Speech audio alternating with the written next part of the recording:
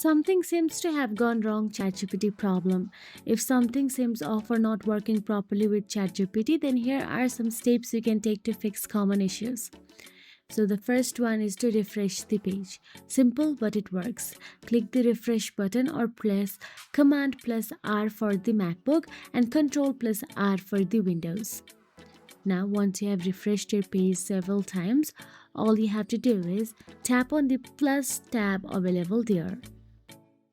Then, once you're in the new tab, simply tap on the three dot at the top right corner of your screen, and from the drop down menu, select Settings available at the bottom. Once you tap on the settings, all you have to do is tap on the privacy and security at the left hand side panel.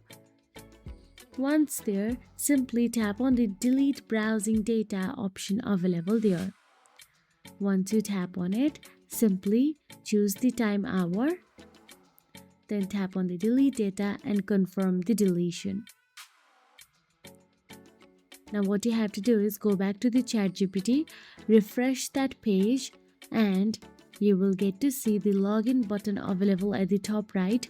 Tap on the login and log into your account again. And that will be. If you found this video helpful, please like, share and subscribe our channel, and thank you so much for watching.